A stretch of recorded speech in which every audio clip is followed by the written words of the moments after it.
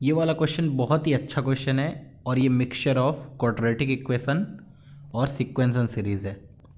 यहाँ पे हमें कुछ समेसन भी निकालना है और एक हमें क्वाड्रेटिक इक्वेशन गिवन है। एंड क्वाड्रेटिक इक्वेशन किस फॉर्म में गिवन है? ट्रिग्नोमेट्रिक रेशियोज के फॉर्म में।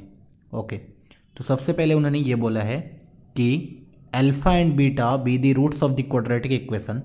हम लोग उस क्वाड्रेटिक इक्वेशन को अलग से लिख लेते हैं। X square into sine theta minus x multiplied by sine theta into cos theta plus 1 plus cos theta is equal to 0।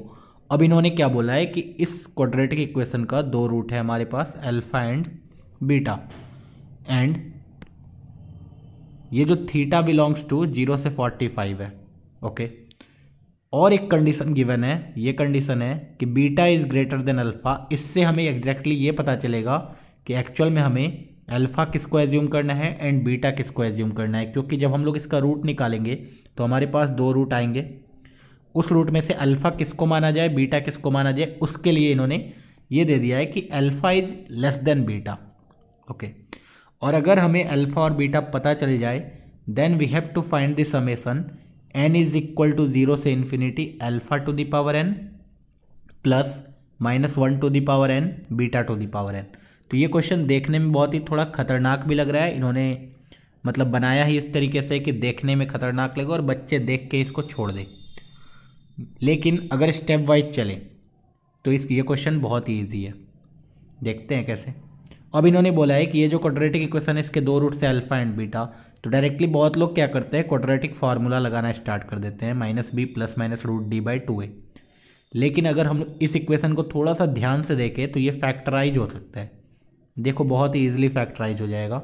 ये लिखा हुआ है x square multiplied by sine theta, इस ब्रैकेट को ओपन करो, minus x into sine theta into cos theta minus x plus cos theta is equal to 0।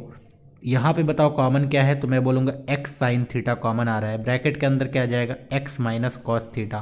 अब सबको दिख रहा होगा यहाँ -1 कॉमन लोगे तो यहाँ ब्रैकेट के अंदर क्या आ जाएगा, x minus cos theta is equal to 0। इसका मतलब ये आ गया x minus cos theta multiplied by x sine theta minus 1 is equal to 0। Therefore we can say that x is equal to कितना होना चाहिए, कॉस थीटा, या फिर एक्स इज इक्वल टू होना चाहिए 1 upon sine theta, that is cosec theta. Okay, तो x is equal to cos theta भी आया और कॉसेक थीटा भी आया। अब हमें एंगल कितना गिवन है, 0 से 45 डिग्री। अभी बताओ 0 से 45 डिग्री में बड़ा कौन? तो हम लोग क्या कर सकते हैं, कोई भी एक पर्टिकुलर वैल्यू लेके देख लो। कॉस थीटा 0 से 45 में हमें ये पता होता है कि कॉस थीटा का वैल्यू हमेशा क्या होता है, -1 से 1 के बीच में। और हमें ये भी पता होता है कि कॉसेक थीटा का वैल्यू हमेशा कहाँ से कहाँ तक होता है, -इन्फिनिटी से -1 यूनियन 1 से इन्फिनिटी। लेकिन सिर्फ 0 से 45 की बात करेंगे तो ऑब्वियसली कॉसेक थीटा 1 से बड़ा होगा और कॉस थीटा ऑब्वियसली 1 से छोटा होगा। तो बड़ा कौन हो गया, कॉसेक थीटा बड़ा हो गया, कॉस थीटा छोटा हो गया। इससे हमें एग्जैक्टली पता क्या चला, हमें गिवन था कि beta is greater than alpha. तो बीटा हमें किसको एज्यूम करना है, beta will be cosec theta, क्योंकि कॉसेक थीटा बड़ा है, and alpha will be cos theta. Okay, तो हमें अल्फा बीटा एग्जैक्टली मिल चुका है। अब हमें निकालना क्या था, ये वाला समेसन। तो summation n is equal to 0 से alpha to the power n। तो पहले ये वाला समेसन निकाल लेते हैं। Alpha to the power n का summation n is equal to 0 से इन्फिनिटी। तो ये एग्जैक्टली क्या गिवन है, alpha to the power 0 plus alpha to the power 1 plus alpha to the power 2 plus alpha to the power 3 till infinite terms. Okay, तो ये तो एक GP लग रहा है जो कि इनफाइनाइट जीपी है। अब हमें ये भी पता चलना चाहिए कि 0 से 45 इसीलिए दिया हुआ था ताकि हमारा जो जीपी बने उसका जो कॉमन रेशियो हो वो क्या हो, 1 से छोटा हो, तभी हम लोग इनफाइनाइट जीपी का सम कैलकुलेट कर पाएंगे। ओके, तो कॉस थीटा पे पावर 0 डेट इज़ 1। तो ये जीपी जो आया ये आया 1 plus cos theta plus cos square theta plus cos cube theta till infinity. अब इसका कॉमन रेशियो हमें पता है कॉस थीटा है, तो इनफाइनाइट जीपी का जो सम होता है एस इन्फिनिटी वो कितना होता है, a divided by 1 minus r. तो यहाँ पे a तो हमारा 1 है, divided by 1 minus r, r तो कॉस थीटा है, तो हमारा ये वाला समेसन आ गया finally 1 divided by 1 minus cos theta. अब हमें एक और समेसन निकालना है। हमने अलग अलग क्यों निकाला, क्योंकि समेसन किसके फॉर्म में दिया था, एडिशन के फॉर्म में, और हमें पता है कि समेसन एफ प्लस जी को हम लोग समेसन एफ प्लस समेसन जी लिख सकते हैं, इसीलिए मैंने इसको अलग से निकाल लिया। अब मैं इसको अलग से निकालूंगा।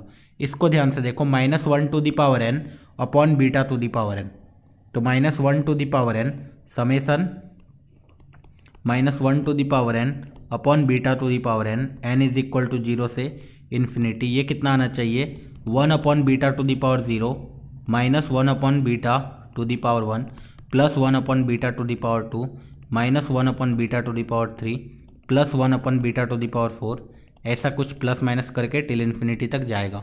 और बीटा क्या था, कॉसेक थीटा, तो this is 1 upon beta to the power 0 basically 1 ही आएगा, minus 1 upon cosec theta plus 1 upon cosec square theta minus 1 upon cosec cube theta, ऐसा चलते जाएगा कहाँ तक, टिल इन्फिनिटी। तो ये फाइनली क्या आ गया, 1 upon cosec theta is sine theta plus sine square theta minus sine cube theta, ऐसे करके कहाँ तक जाने वाला है, इन्फिनिटी तक। ओके, तो ये फाइनली फिर से एक जीपी बन गया जिसका कॉमन रेशियो कितना, ध्यान से देखना है, हमेशा ऑल्टरनेट टर्म प्लस माइनस चलता जा रहा है, और इसका कॉमन रेशियो कितना आ गया, माइनस साइन थीटा।